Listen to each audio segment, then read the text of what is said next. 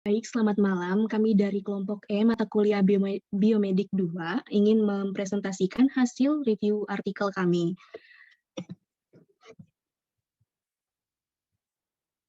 Anggota kelompok kami berjumlah 6 orang. Ada Amelia Hanif, ada Ellen Angelina, kemudian Maurila Syafira, dan saya Nia Gloria Teresa, kemudian ada Regita Wida, dan juga Salman Amru.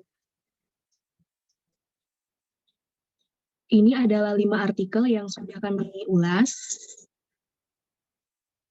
Kemudian teman-teman saya akan menjelaskan tentang ulasan lebih spesifik lagi, dimulai dari identitas. Saya persilahkan buat teman-teman saya. Terima kasih. Terima kasih Nia untuk kesempatannya. Pertama, saya akan menjelaskan bagian identitas dari artikel pertama kami yang berjudul Consequences of RAPGTPase Dysfunction in Genetic or Acquired Human Disease. Jadi, artikel pertama yang kami ulas merupakan salah satu artikel yang terdapat dalam jurnal Small GTPases yang ditulis oleh Marcellus Givenworth dan Guang Puli. Artikel ini diterbitkan pada tahun 2018 dan yang kami ulas merupakan artikel dengan volume ke-9. Untuk artikel kedua akan dilanjutkan oleh rekan saya. Terima kasih. Baik, untuk artikel kedua ini, judulnya adalah Opportunities and Obstacles for Deep Learning in Biology and Medicine. Artikel ini merupakan salah satu artikel yang terdapat di dalam jurnal Small GTPases. Nah, artikel ini ditulis oleh Trevor Jenks, Daniel, dan kawan-kawan. Artikel ini diterbitkan pada tahun 2018 oleh The Royal Society Publishing dengan volume ke-15 dan rentang halaman 1-47. Selanjutnya akan dijelaskan oleh teman saya.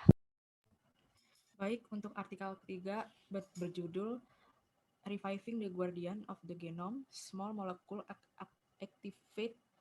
Activator of P5030.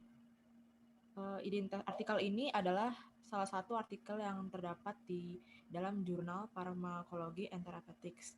Artikel ini ditulis oleh Daniel Nguyen, Wenjuan Liao, Celia X. Zheng, dan Hua Lu. Artikel ini diterbitkan pada tahun 2017 dengan volume 178 pada halaman 92 sampai 108. Selanjutnya akan dijelaskan oleh rekan saya. Artikel keempat berjudul Engineered Single Nucleotide Polymorphism in the Mosquito MIK Docking Site After Plasmodium bergae Development in Anopheles gambiae. Artikel ini berada pada jurnal yang ditulis oleh Ashley A. Brenton, Lata Sovanaseng, Kong Cheung, Michael Aneshenko, Aaron C. Brault, dan Shirley Lockhart. Jurnal ini diterbitkan pada tahun 2014 dengan volume ke-7 dan rentang halaman 1-11. Selanjutnya dijelaskan oleh rekan saya. Artikel yang terakhir yaitu dari jurnal Peran Genetika dalam Proses Penyakit yang ditulis oleh Helen Blasco, Sylvie Mavel, Philip Corsia, dan Paul Gordon. Jurnal yang berjudul The Glutamate Hypothesis in ALS, Pathophysiology and Drug Development ini diterbitkan pada tahun 2014 dengan volume ke-21 nomor 1. Selanjutnya.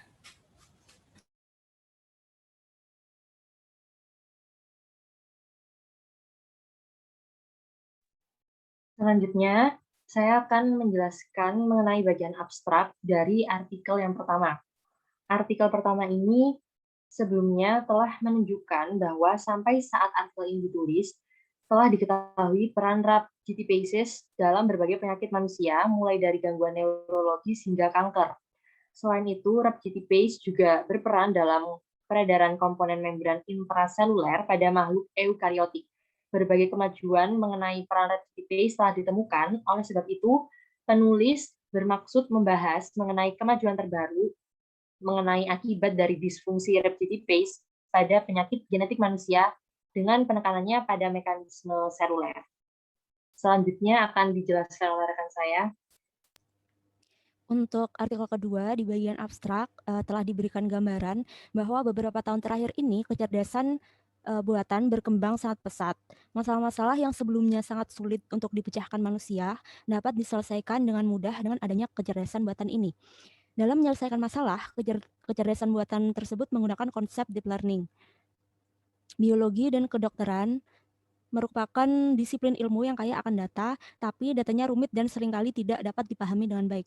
Oleh karena itu, teknik deep learning ini cocok untuk memecahkan berbagai masalah biomedis dengan cara mempercepat dan membantu penyelidikan manusia.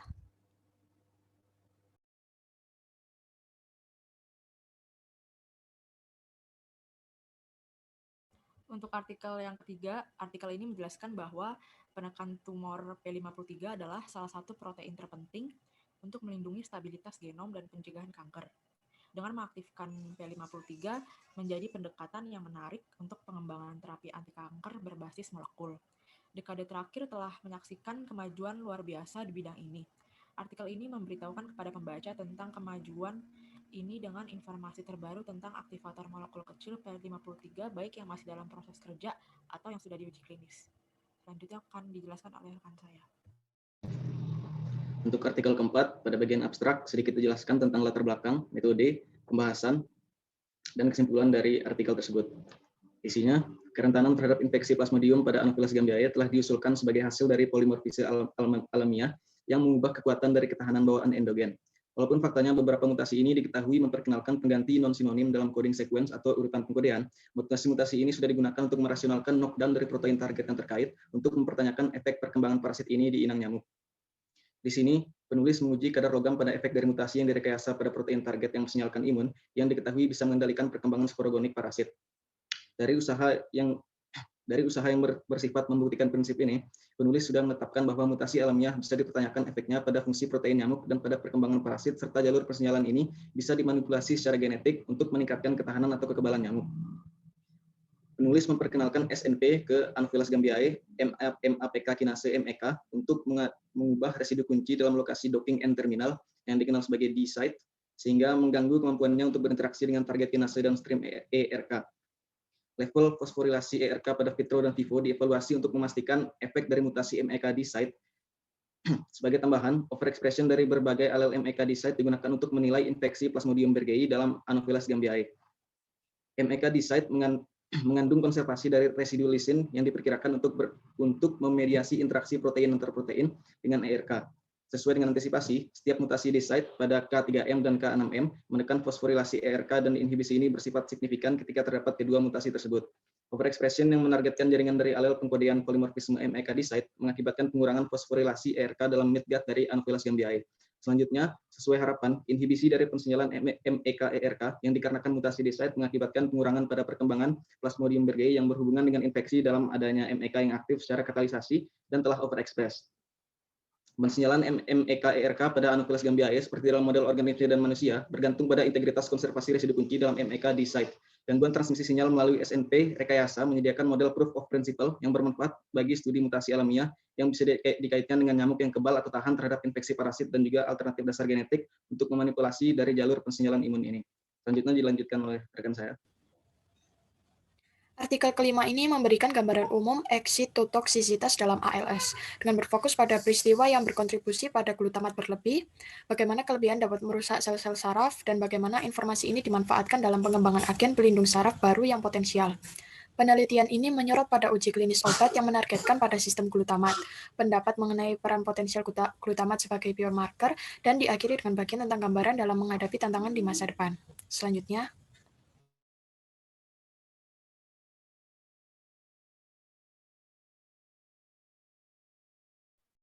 Selanjutnya adalah bagian latar belakang. Untuk artikel yang pertama, latar belakang dari dibuatnya artikel ini adalah diketahuinya peran RAP-GTPases yang sangat krusial dalam mempertahankan homeostasis sel, transport vesikuler membran, sampai protein ke organel yang tepat di dalam sel. Terlebih lagi, jumlah gen RAP dalam setiap gen manusia itu cukup banyak, yakni 66. Dari peran RAP yang sangat penting dalam perdagangan membran dan homeostasis sel ini, telah ditemukan berbagai data dari studi-studi mengenai RAP-GTPase dan perannya. Nah, penulis bermaksud untuk melengkapi data-data yang telah ditemukan sebelumnya dengan membahas mengenai genetik RAP dan penyakit yang akan dibawanya akibat adanya disfungsi RAP-GTPase dalam urutan gen. Untuk artikel kedua akan dijelaskan oleh rekan saya.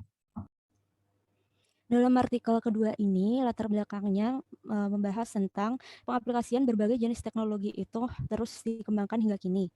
Salah satunya tentang teknologi deep learning, yang merupakan salah satu bidang machine learning di mana algoritma yang dipakai terinspirasi dari bagaimana cara otak manusia bekerja. Beberapa orang mungkin lebih mengenalnya dengan jaringan syaraf tiruan. Kemampuan deep learning yang mampu melakukan identifikasi jauh lebih detail dan merinci terkait sebuah gambar yang menjadikan deep learning sebagai opsi bagi industri kesehatan melakukan identifikasi awal mengenai penyakit sebelum kemudian dikonfirmasi oleh dokter yang bertanggung jawab terhadapnya. Deep learning ini mampu melakukan identifikasi awal mengenai suatu penyakit sebelum kemudian dikonfirmasi oleh dokter. Deep learning mampu melakukan diagnosa penyakit secara cepat, tepat, dan dengan tingkat akurasi yang tinggi. Selanjutnya dijelaskan oleh rekan saya. Untuk artikel yang ketiga, latar belakangnya adalah selama beberapa dekade, terapi kanker bergantung sepenuhnya pada kemoterapi yang memiliki segudang efek samping seperti rambut rontok dan kelelahan. Munculnya teknik molekuler dan genetik yang inovatif mengubah pemahaman kita tentang mekanisme yang mengatur kanker. Obat dan terapi yang ditargetkan mendorong era baru ilmiah dan penyelidikan serta membawa kemungkinan peluru ajaib kanker. Ilmuwan dan dokter belajar bahwa merancang peluru ajaib tidak dapat hanya dicapai dengan mengungkap dan menargetkan pengantar mutasi, karena kanker memiliki kemampuan yang luar biasa untuk mengembangkan resistensi melalui berbagai mekanisme. Kesulitan ini membuat para peneliti mengeksplorasi pendekatan yang berbeda menuju terapi yang ditargetkan. Para peneliti berpikir bahwa terapi dapat dikembangkan dengan jangkauan dan kemampuan yang lebih universal. Oleh karena itu, dengan mempengaruhi populasi pasien yang lebih besar, salah satu target tersebut dan fokus tinjauan ini adalah penekan tumor P53. Selanjutnya akan dijelaskan oleh rekan saya. Untuk artikel keempat, latar belakangnya adalah kerentanan terhadap infeksi Plasmodium pada Anopheles gambiae telah diusulkan sebagai hasil dari polimorfisme alamiah yang mengubah kekuatan dari ketahanan bawaan endogen. Walaupun faktanya beberapa mutasi ini diketahui memperkenalkan pengganti non-sinonim dalam coding sequence atau urutan pengkodean, mutasi-mutasi ini sudah digunakan untuk merasionalkan knockdown dari protein target yang terkait untuk mempertanyakan efek perkembangan parasit di inang nyamuk.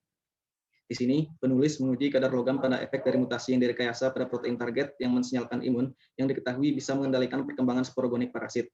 Dari usaha yang bersifat membuktikan prinsip ini, penulis sudah menetapkan bahwa mutasi alamiah bisa dipertanyakan efeknya pada fungsi protein nyamuk dan pada perkembangan parasit, serta jalur pensinyalan ini bisa dimanipulasi secara genetik untuk meningkatkan ketahanan atau kekebalan nyamuk. Selanjutnya, dilanjutkan rekan saya. Latar belakang dalam artikel kelima yaitu ciri utama amyotrophic lateral sclerosis, yaitu degenerasi neuron motorik di otak dan sumsum tulang belakang dan kelemahan pada otot. Sangat logis apabila kebanyakan pasien meninggal dalam waktu kurang dari 3 tahun sejak permulaan gejala dan kurang dari 2 tahun sejak didiagnosis. Pengembangan obat membuahkan sedikit keberhasilan dan prognosis yang tidak berubah sama sekali sejak laporan pertama. Hampir 150 tahun yang lalu. Di pertengahan abad ke-19, Jean Martin Charcot membuat konsep baru dalam bidang saraf neurologi dengan mengkarakterisasi penyakit menggunakan teknik yang disebut metode klinis anatomi yang dikontekstualisasikan fenomenologi klinis dengan temuan patologis pada pemeriksaan postmortem. Charcot mengklasifikasikan otot progresif atrofi sebagai penyakit neuron motorik bawah dan bukan otot. Sklerosis lateral primer sebagai gangguan neuron motorik atas dan ALS mempengaruhi saraf motorik atas dan bawah. Pada tahun 1987, tingkat glutamat yang abnormal, yang paling merangsang neurotransmitter diidentifikasi dalam plasma spesimen patologis pasien ALS, dan gagasan tentang eksitotoksisitas sebagai pusat neurodegenerasi, dengan glutamat sebagai karakter utama. Studi biokimia menemukan tingkat glutamat yang tinggi pada cairan cerebrospinal ALS, yang kemudian terbukti bersifat toksik pada kultur neuron. Selanjutnya,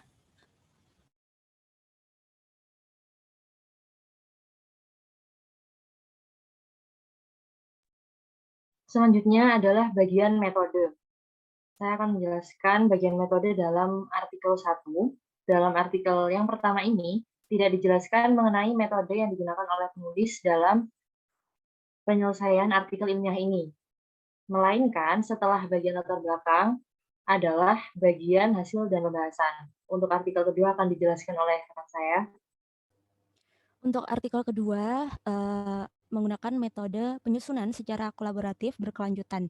Penulis menyadari bahwa deep learning merupakan teknologi yang kemajuannya sangat pesat. Oleh karena itu, keahlian yang beragam memungkinkan siapapun yang memiliki keahlian tersebut untuk berkontribusi dan berkolaborasi dalam jurnal ini. Selanjutnya akan dijelaskan oleh rekan saya. Untuk artikel ketiga tidak terdapat metode penelitiannya, tetapi langsung dilanjutkan dengan pembahasannya. Maka dari itu dapat dilanjutkan oleh rekan saya.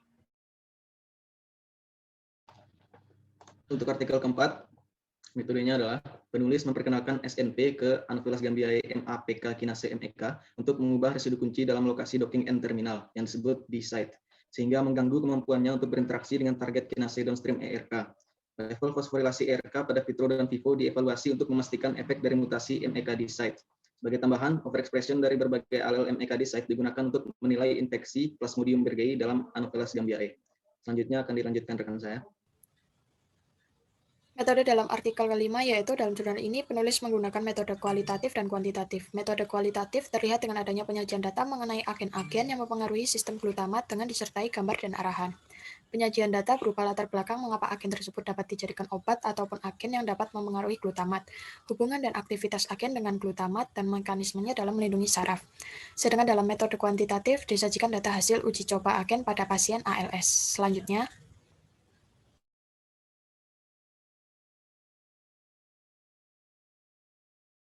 Selanjutnya adalah bagian hasil dan pembahasan.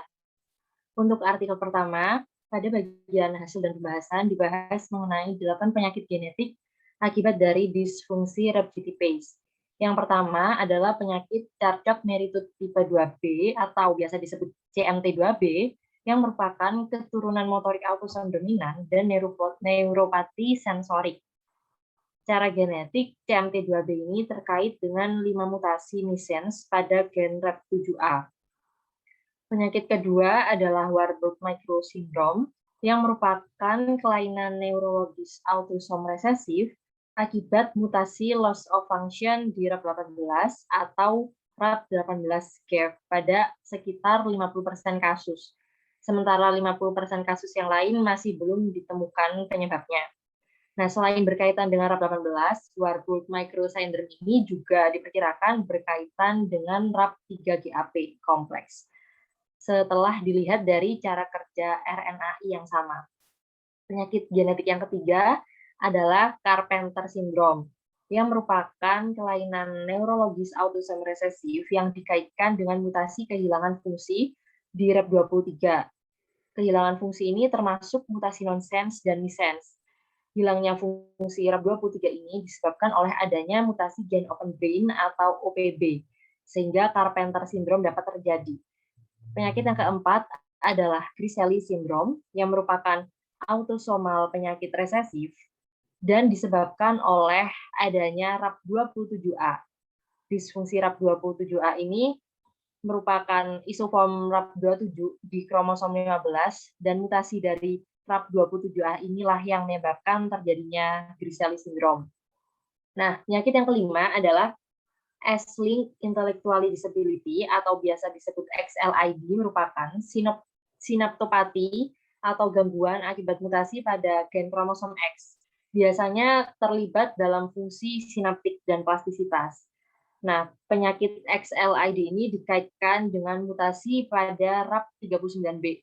Penyakit yang keenam adalah chloroideremia atau CHM, yang merupakan penyakit mata resesif yang terkait dengan gen kromosom X akibat mutasi pada gen RAP export protein 1 atau disebut REP1 yang dinonaktifkan, dan juga disfungsi efektor RAP seperti melanofilin.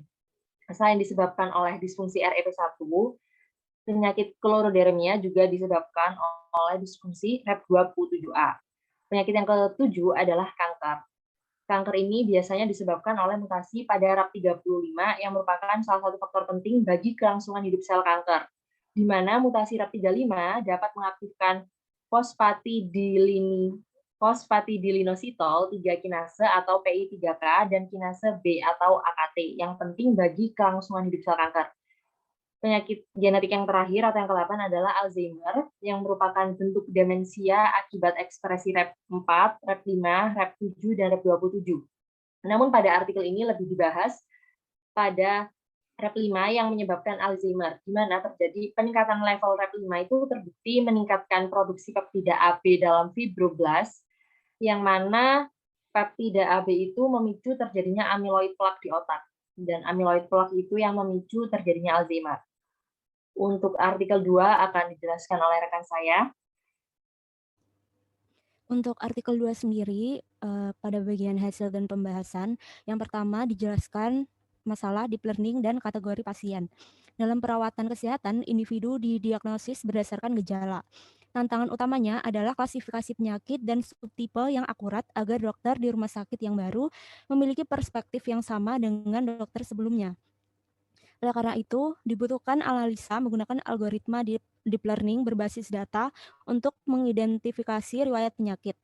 Namun dibutuhkan metode-metode baru untuk pengobatan pasien seperti alat untuk memprediksi hasil pengobatan melalui aplikasi penggambaran, aplikasi berbasis teks, dan rekam medis elektronik. Namun terdapat tantangan dalam pengelompokan pasien, yaitu pembagian data yang terhambat oleh standarisasi dan konsiderasi privasi, diskriminasi, dan hukum hak atas penjelasan serta analisis longitudinal.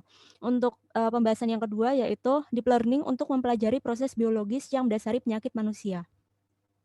Deep learning menawarkan pendekatan baru untuk memodelkan proses biologis yang dapat memprediksi penyebab suatu penyakit. Misalnya, yaitu diagnosa penyakit menggunakan cahaya koheren untuk menangkap gambar resolusi tinggi dari jaringan biologis. Deep learning mampu mempelajari penyakit melalui ekspresi gen, splicing, faktor transkripsi, promoters, dan pengikatan mikroRNA.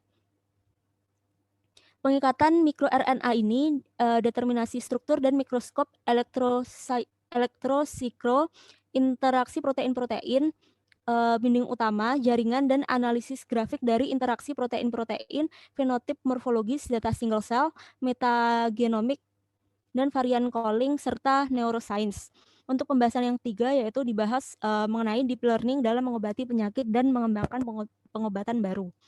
Deep learning telah terbukti mampu memodelkan proses biologis yang dapat memprediksi penyebab suatu penyakit. Melalui deep learning, penyakit dapat diklasifikasi secara cepat dan akurat dibandingkan dengan tenaga klinis. Hal itu jelas memudahkan tenaga medis dalam mengobati berbagai penyakit dan mengembangkan pengobatan baru. Namun, deep learning sendiri terdapat beberapa faktor yang menjadi tantangan pada bidang biomedis itu sendiri, antara lain menyusun model deep learning mencerminkan sebuah trade-off antara bias dan varian, ketidakpastian dalam perhitungan, interpretasi, pembatasan data, pembatasan dan penskalaan perangkat keras, pembagian data, kode, dan model. Faktor lainnya adalah pembelajaran yang bersifat multimodal, multitasking, dan transfer yang dimiliki oleh deep learning sehingga itu menjadi salah satu kekurangannya. Selanjutnya akan dibahas oleh teman saya. Baik, untuk artikel yang ketiga yang dibahas adalah kemampuan P53 sangat luar biasa untuk melindungi sel dari berbagai macam rangsangan stres, kerusakan DNA, dan lain-lain. Regulasi siklus oleh P53 terjadi di kedua G1 dan pos pemeriksaan G2. Selain itu, P53 juga berfungsi di luar inti secara langsung dengan menghambat protein anti-apoptosis BCL2 dan BCL-XL. Peran penting P53 dalam mencapai stabilitas seluruh genom menyebabkan para ahli biologi menamainya penjaga genom. Pentingnya P53 dalam mencegah pembentukan dan perkembangan tumor mungkin merupakan sorotan terbaik dengan frekuensi di mana fungsinya dicabut pada kanker. Karena lebih dari 50% tumor memiliki mutasi pada gen TP53 atau kulturnya. Protein P53 mencakup 393 asam amino dan memiliki fungsi struktur karakteristik utama dari faktor transkripsi seperti domain pengikat DNA. Meskipun P53 memiliki fungsi seluler yang sangat diperlukan, aktivitas yang tidak diinginkan memiliki efek merusak pada jaringan normal dan berkembang. Oleh karena itu, dalam kondisi fisiologis, P53 memiliki waktu yang relatif pendek. Kanker berkembang ketika TP53 bermutasi dengan mayor sebagai mutasi missense di domain pengikatan DNA P53.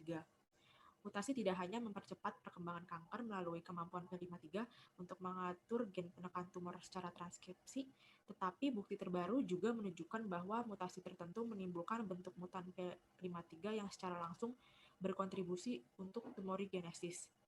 Kanker menemukan banyak cara untuk memblokir aktivitas P53. Mutan yang dihasilkan bisa tepat maupun gagal, ada yang liar dan sebaliknya.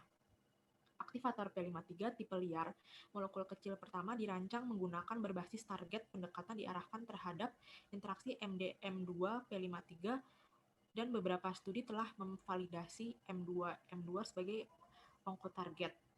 Setelah melewati berbagai penelitian, MDM2 yang terbaru penghambat P53 telah ditemukan berdasarkan RG7112 dan RG7388.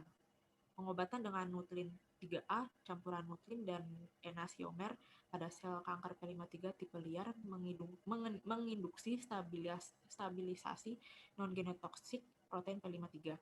Keberhasilan nuklin 3A menjadi bukti bahwa desain rasional inhibitor MDM2 adalah pilihan yang layak terhadap kanker yang mengandung P53 liar yang melewati sekitar 50% dari semua kanker.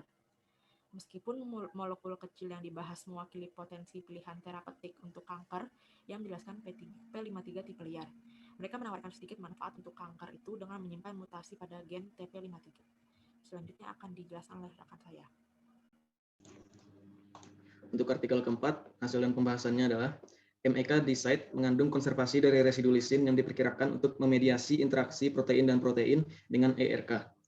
Sesuai dengan antisipasi, setiap mutasi di site pada K3M dan K6M menekan fosforilasi ERK dan inhibisi ini bersifat signifikan ketika terdapat kedua mutasi tersebut. Overexpression yang menargetkan jaringan dari alel pengkodian polimorfisme MEK di site mengakibatkan pengurangan fosforilasi ERK dalam midgut dari Anopheles gambiae. Selanjutnya, sesuai harapan, inhibisi dari pensinyalan MEK-ERK yang dikarenakan mutasi di site mengakibatkan pengurangan pada perkembangan Plasmodium berghei yang berhubungan dengan infeksi dalam adanya MEK yang aktif secara katalisasi dan telah overexpressed. Selanjutnya akan dijelaskan oleh Dalam artikel 5, hasil dan pembahasan yaitu pada penderita ALS, sel mati eksitotoksik adalah mekanisme yang mungkin dapat diubah menjadi bentuk obat yang ditargetkan, tetapi pekerjaan tambahan diperlukan. Sebelum model obat yang ideal direkapitulasi sepenuhnya dalam peristiwa kompleks biokimia pada pasien ALS direalisasikan. Langkah penting berikutnya adalah dengan terlebih dahulu mendefinisikan bagaimana berbagai macam bahan kimia berinteraksi dengan mekanisme penyakit menggunakan QSAR, serangkaian senyawa baru yang meningkatkan EAAT2, pernyataan protein telah dijelaskan, dan penyelidikan lebih lanjut harus menguji efek terapeutik potensial pada penderita ALS. Transplantasi sel induk yang mengeluarkan gen atau faktor metabolik atau neurotropik adalah pendekatan terapi lainnya. Selanjutnya,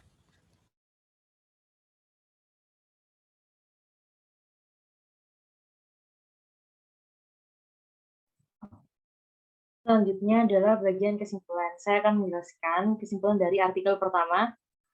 Kesimpulannya adalah RAP-GTPases yang merupakan gen RAP pengatur itu berperan sangat krusial dalam transportasi vesikuler pada sel eukariotik dengan jumlahnya 66 gen RAP pada sel manusia.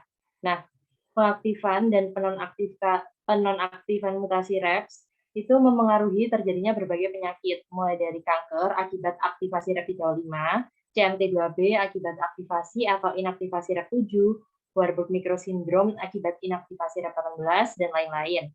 Data-data tersebut menunjukkan bahwa disfungsi RAP-GTPase itu memengaruhi berbagai penyakit manusia, khususnya penyakit genetik, dan juga mampu menjelaskan mengenai pentingnya gen RAP tertentu, jalur transportasi yang berbeda pada jaringan, dan yang paling penting adalah pada beberapa kasus itu masih memiliki peluang untuk diteliti lebih jauh kebenarannya di lapangan seperti apa. Untuk artikel 2 akan dijelaskan oleh rekan saya. Kesimpulan pada artikel 2 yaitu metode deep learning telah berkembang pesat dibandingkan dengan metode sebelumnya. Dalam menentukan tindakan untuk pasien, pengelompokan penyakit, studi biologi, genomik, dan perkembangan pengobatan, deep learning lebih baik daripada metode sebelumnya. Namun meskipun begitu, metode deep learning belum secara pasti dapat menyelesaikan masalah-masalah tersebut. Nah, untuk berpotensi penuh dibutuhkan performa prediktif yang baik dari deep learning itu sendiri dan diterima oleh para ahli biologi dan klinisi. Para ahli ini akan membutuhkan bukti bahwa deep learning telah mempengaruhi disiplin mereka dan bisa meyakinkan mereka bahwa hasil yang dijanjikan oleh deep learning lebih substantif dan efektif dan menjanjikan daripada metode-metode sebelumnya. Namun, model deep learning memiliki kelemahan yaitu membutuhkan sejumlah data yang besar yang berkualitas untuk bisa melakukan tugas secara akurat. Sayangnya, pada banyak kasus, data berkualitas yang tidak tersedia untuk melatih deep learning, semakin lama waktu yang digunakan untuk pengumpulan data juga menyebabkan masalah lain, yaitu biaya yang digunakan akan semakin besar, sehingga deep learning tidak akan berjalan dengan maksimal dalam bidang itu. Sebagaimana yang telah diketahui bahwa lebih banyak data yang diakses akan lebih efektif hasil akurasinya.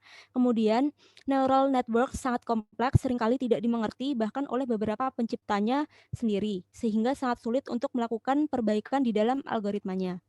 Selain itu, terdapat tugas yang paling menantang bagi model deep learning, yakni apabila terdapat prediksi yang digunakan langsung dalam model downstream atau pengambilan keputusan, terutama dalam klinik. Contohnya, kesalahan dalam varian urutan akan bertambah parah jika langsung digunakan untuk studi yang berkaitan dengan genom secara luas. Selain itu, stokastisitas dan kompleksitas sistem biologis menyeratkan bahwa akurasi yang sempurna tidak akan bisa dicapai untuk beberapa masalah, misalnya dalam memprediksi regulasi gen dalam penyakit. Deep learning menawarkan fleksibilitas untuk memodelkan data pada bentuk yang paling alami, misalnya yaitu menggunakan grafik molekul daripada menggunakan pre-computed bit vectors dalam penemuan obat. Input yang fleksibel ini telah mendorong pendekatan pemodelan kreatif yang berbeda dengan teknik machine learning lainnya. Jika masa depan algoritma deep learning bisa meringkas input data dalam jumlah besar menjadi model yang bisa diinterpretasikan dalam memicu ilmuwan untuk meyakinkan dan menanyakan pertanyaan yang mereka tidak tahu cara menanyakannya. Maka sudah jelas bahwa deep learning sudah mengubah biologi dan pengobatan, dan keberadaannya sangat membantu dalam dunia kesehatan dan biomedik lainnya. Selanjutnya akan dijelaskan oleh teman saya.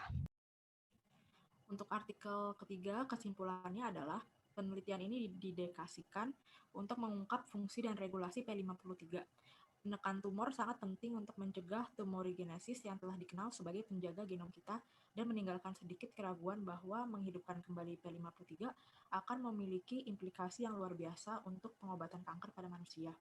Protein penghambat interaksi berupa MDM2, MDMX, dan dual MDM2 atau MDMX yang memulihkan dan menstabilkan aktivitas tipe liar.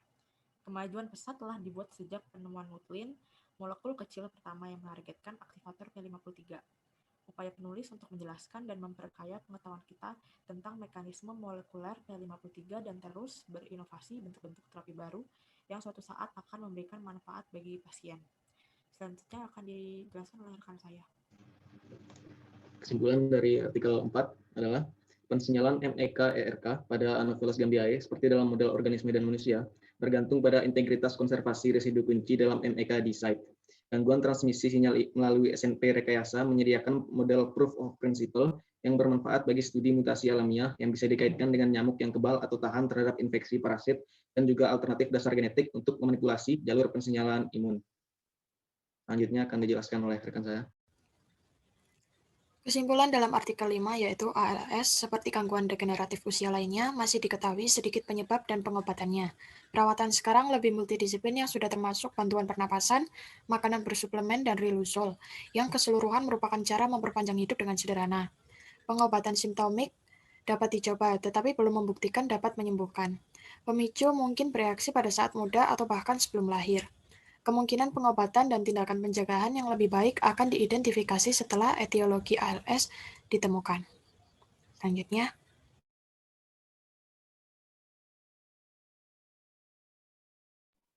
Baiklah, sekian presentasi dari kami, bahasan dari perbandingan artikel yang sudah kami ulas. Terima kasih untuk perhatian dan juga kesempatannya. Kami ucapkan selamat malam.